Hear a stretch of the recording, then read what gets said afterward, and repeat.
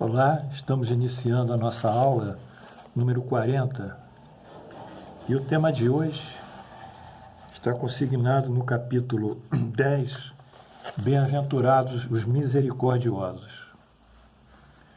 Eu gostaria de pedir aqui pela senhora Adélia Massa Fontes, já desencarnada há muitos anos, que seu espírito receba a luz que ela merece. Hoje foi celebrada uma cerimônia em sua memória.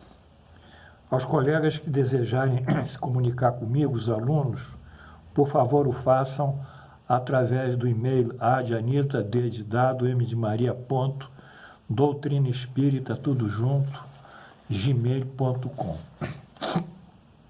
A aula 40, que ela tem esse condão, bem-aventurados misericordiosos, ontem eu trouxe uma parte da história de José, filho de Jacó, que foi vendido pelos seus irmãos a mercadores.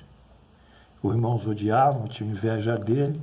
Ele foi para o Egito, se tornou um homem de confiança de um oficial da guarda egípcia, Potifar, e por adivinhar sonhos quando esteve preso, mais tarde foi chamado para interpretar sonhos do faraó e previu que o Egito teria 7 anos de abundância e 7 anos de penúria, e aconselhou então o faraó a, nesses 7 anos de abundância, guardar 20% da sua colheita, dos seus cereais, dos seus grãos, para a época de penúria, a época da fome.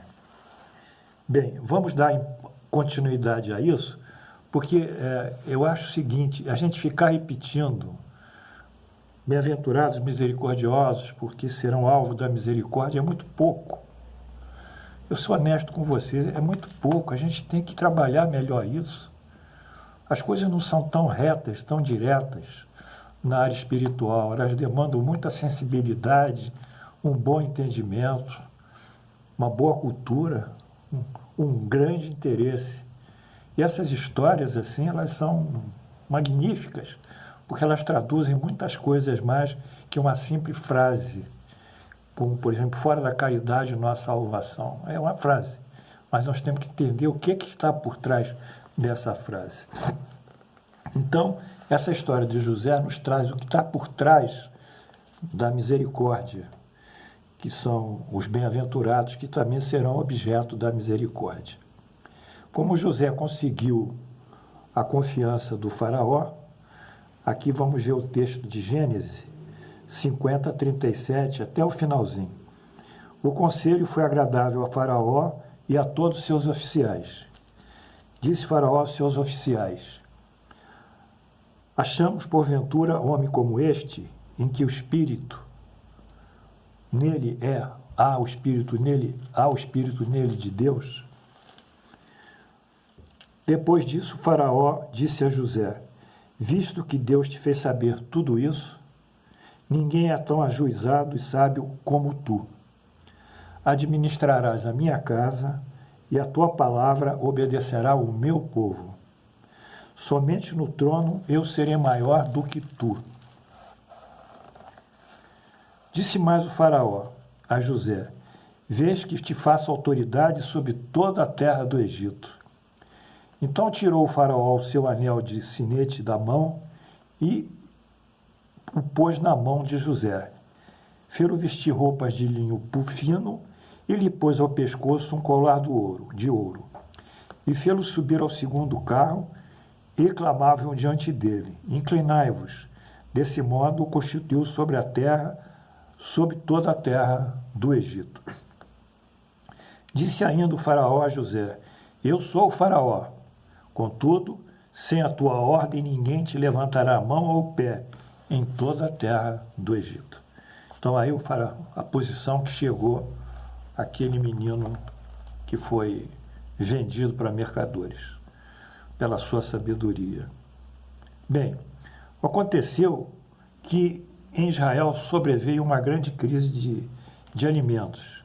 E o pai de José e dos seus irmãos, Jacó, sabedor que haviam mantimentos no Egito, disse aos seus filhos: por que estás aí a olhar um para o outro? E ajuntou: tenho ouvido que lá há muitos cereais. Descei até lá e comprai uns deles para que vivamos e não morremos. E assim desceram os 10 irmãos de José para comprar o cereal no Egito. Vendo José seus irmãos, reconheceu-os, porém não se deu a conhecer. E lhes falou asperamente. E lhes perguntou: de onde vindes? Responderam: da terra de Canaã, Senhor, para comprar mantimentos. José reconheceu os irmãos, porém eles não reconheceram. Então se lembrou José dos sonhos que tivera a respeito deles, e lhe disse: vós sois espiões, e vieste para ver os pontos fracos da terra. Aí travou-se um diálogo áspero de José com os irmãos. Então ele disse: se assim não forem, se aqui não forem, traga a mim o vosso irmão mais novo, que era ele. Então os irmãos olharam um por outro, e o mais velho disse: Rubens, não vos disse eu, não pequeis contra o jovem, e não me quiseste ouvir, pois vede aí que requer de nós o seu sangue. Como é que vamos trazer o nosso irmão mais novo, José? E aí os irmãos receberam de José um farto grupo de mantimentos, né? E voltaram para a terra deles, Canaã. Mais tarde voltaram outra vez com o pai Jacó, e mais tarde então José se identifica e beija a mão do pai, e o pai, muito emocionado, diz o seguinte: agora eu posso morrer, porque vi o meu filho da velhice, José. Posso morrer tranquilo. E o pai morreu. Após Jacó morreu, os irmãos estavam lá e ficaram temerosos que José agora se vingasse na ausência do pai deles. Eis aí o signo da misericórdia. Vendo os irmãos que José, seu pai, já estará morto, disseram: e o caso de José nos perseguir e nos retribuir certamente o mal que todos nos fizemos a ele, quer dizer, se vingar deles. Portanto, mandaram dizer a José: teu pai ordenou antes da tua morte o seguinte: assim direis a José: perdoa, pois a transgressão dos teus irmãos e o seu pecado, porque te fizeram mal. Agora, pois, te rogamos que perdoes as transgressões dos servos do teu pai. José então chorou enquanto os irmãos falavam com essa mensagem do pai Jacó. Depois vieram também seus irmãos, prostraram-se diante dele e disseram: estamos aqui para sermos teus servos. Respondeu-lhe José: não temais, acaso estou eu em lugar de Deus? Levantem-se. Levantem-se. Sou eu, Deus? Levantem-se. E aí concluiu: vós, na verdade, intentaste o mal contra mim, porém Deus o tornou em bem, quer dizer, o mal se reverteu em bem, para fazer, como vedes agora, que se conserve para muita gente em muitas vidas. Não temais, pois, eu, José, vos sustentarei a vós outros e aos vossos filhos, e às vossas mulheres, e às vossas filhas, e assim consolou e lhes falou o coração. Então, o grande herói foi José, que atuou de uma forma magnânima e misericordiosa sobre os seus irmãos. E o que isso vem dizer dentro da doutrina espírita? Ora, os irmãos procederam mal com José, ou seja, atuaram mal contra ele, né? Quase o mataram. Então, segundo a lei da causa e efeito, o mal foi dirigido a José. Isso trouxe a José a provação e o sofrimento. Ele passou por essa situação de indignidade, de humilhação, de tal maneira, com galhardia, ele sustentou a fé dele em Deus e passou pela provação, passou pelo sofrimento e reverteu a situação pagando o mal que os irmãos lhe fizeram com o bem. Portanto, aí culmina essa grande mensagem de Jesus, mas de uma maneira, eu acredito, mais aberta e mais ilustrada. Ele pagou o mal com o bem. Ele reverteu a provação, ele reverteu o sofrimento, ele reverteu a expiação, ele abrigou todos os irmãos e não quis ser chamado de Deus ou de maior que eles, porque nem aceitou que os irmãos se curvassem a seus pés. Era um homem digno, reto e probo. Portanto, quando Jesus diz, bem-aventurados que são misericordiosos, que obterão a misericórdia, é justamente isso.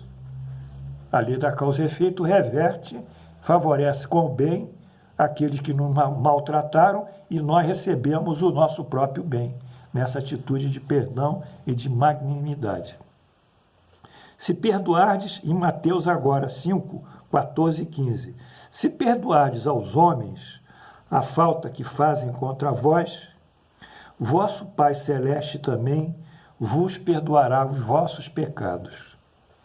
Mas se não perdoardes aos homens, quando vos ofendem, vosso Pai também não vos perdoará os pecados.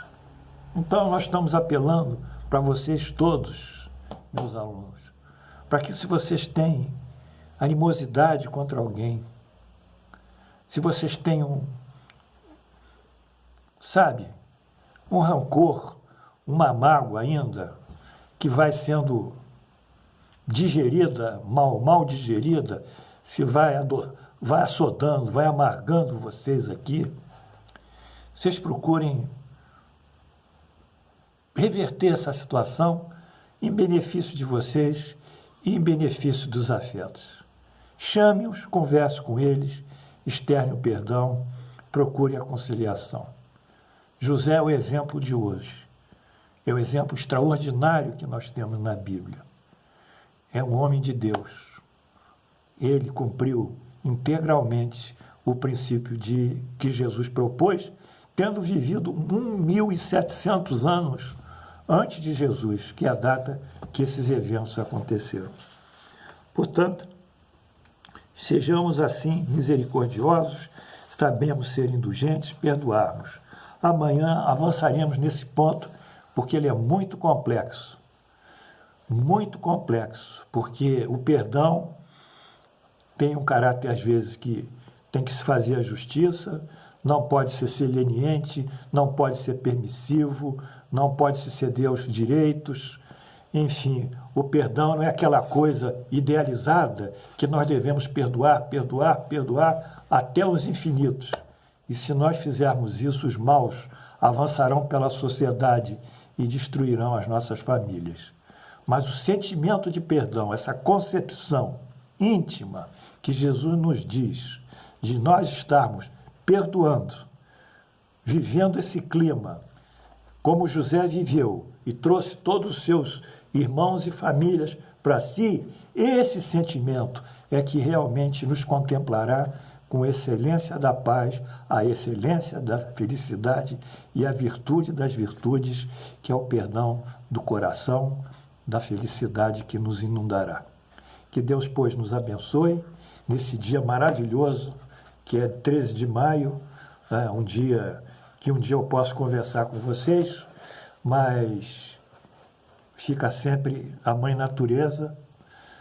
Eu gostaria que alguém me ajudasse a fazer algum tecido semelhante a essas flores que crescem aqui no meu jardim. Uma boa noite, paz para todos e que Deus esteja convosco.